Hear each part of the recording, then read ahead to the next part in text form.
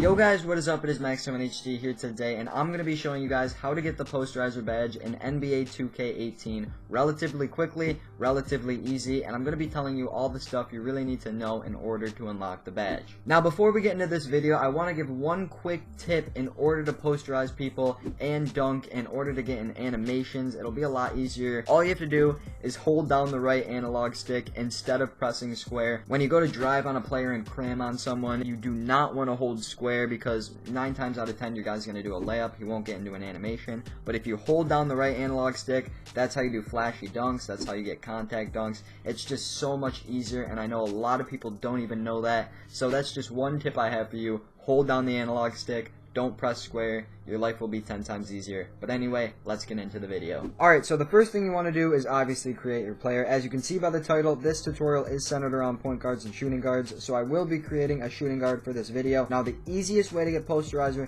is to make your primary skill driving and finishing. This way you can choose whatever you want as your secondary skill, but keep in mind it will not be nearly as good as your primary skill. Now, if you want to create a player for the sole purpose of dunking and cramming on people in the park, then I highly recommend to make driving and finishing both your primary and secondary skill. But if you're someone who just wants Posterizer to once in a while make an insane highlight play in the park, then I recommend making driving and finishing only one of your skills. Now, building your player is really important, and I highly recommend you take some time to really think about how you go about building them, because you really won't get a second chance. As you can see in this video, I decided to make my guy 6'7" with an above average wingspan of 81.4, 230 pounds, and the highest shoulder width possible. Now, I wanted to make my guy tall to increase the amount of animations he'll get into, which is really beneficial for trying to get this badge. Plus, I made him 230 pounds to increase his strength, because in reality, you don't want a weak-ass bitch going up to posterize someone. It's just not something you want. Once you've got the perfect build for your character, it's time to move on to the next step, which is upgrading him. My advice would be to upgrade your dunks, vertical, post offense, and strength the most,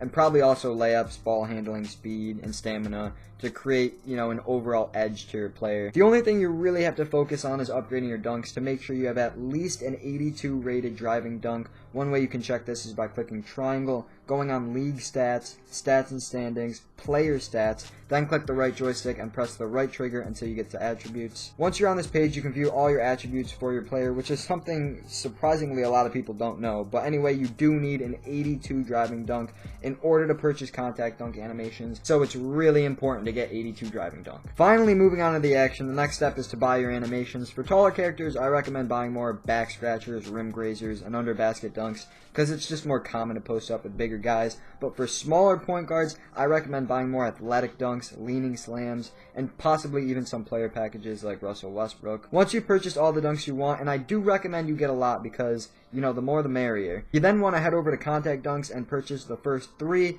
because you're probably not going to be able to purchase the 4th. Once you've done this, you're now able to start equipping your dunks, like so. Try and fill up as many dunk package slots as possible, and don't forget to equip your contact dunks, because if you do, you're Alright, so now that you have all your dunks equipped, it's time to start getting the badge. Head on over to the team practice facility in order to start working on drills and using your character. The first thing you want to do once you're in is to start a drill. Now, you can only do 3 drills after every mycareer game and only 1 after every park game, so use them wisely. Luckily for you, I've done all the posterizer drills and manipulated which ones were good and which were bad. As you can see, there's a fairly decent amount of drills, but there's only probably 1 that I would recommend you do most of the time, and that one is pick and roll 2-on-2. The other drills are either just too difficult for smaller players or just simply don't give you enough points for contact dunks, but pick and roll 2-on-2 is literally the perfect combination of both.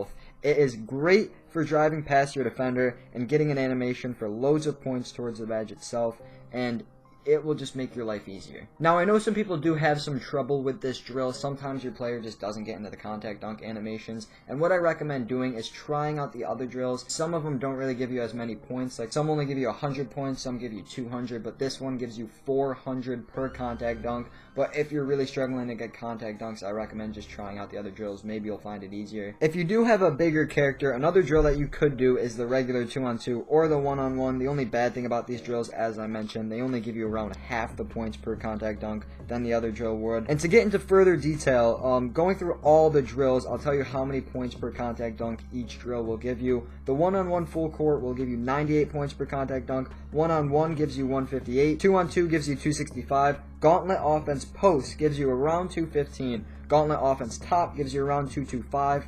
Pick and roll 2-on-2 gives you an astonishing 405 points per contact dunk, and post control 1-on-1 gives you somewhere around 275, so it's pretty easy to see which is the most beneficial drill. The thing that makes pick and roll 2-on-2 so beneficial is not only does it give you 405 points per contact dunk, but it's really easy to get contact dunks during the drill. I know I explained why sometimes people just don't get the animations, and for some reason, some people just find it hard to get the animations. What I usually do, I typically just try and run past my defender, try to get a guy on my back because it's really easy to get contact dunks, and then just put it over him. I mean, it's not that difficult for me, but with smaller players, they might find it they're only getting layups. So, I mean, if you typically get layups, try out the other drills, or just play Pro-Am or My Park, because those give you a hell of a lot of points as well. I usually get around 2 to 3 contact dunks each time, which corresponds to around 1,000 points per drill, which is a hell of a lot of points for something that only takes 30 seconds. And keep in mind, in order to unlock Bronze Posterizer, you only need 12,000 points.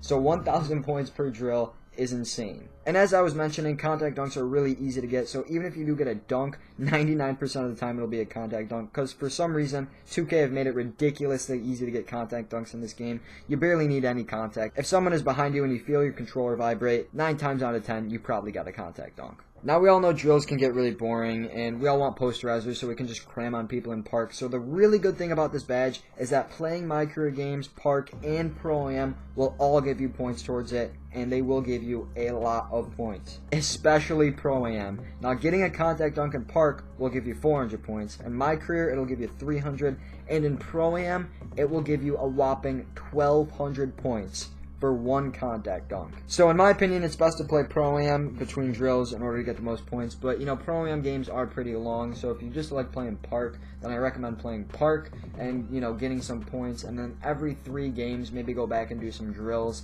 and you'll probably work out a really nice system in order to getting Posterizer as quickly as possible. Plus, it's actually pretty fun to play with your friends, and in my opinion, it's just a lot better than playing MyCareer games. Anyway, guys, that's really all you need to know about getting Posterizer. I hope you enjoyed this video, and if you have any questions, make sure to leave them down in the comment section below, and I'll try to do my best to help you guys out. If you do want to try and get Posterizer Gold and you're struggling, make sure to let me know, and I'll try to upload another video explaining how to get the badge relatively quickly gold. But anyway, if you enjoyed the video, make sure to smash that like button, and I'll see you guys next time. Peace.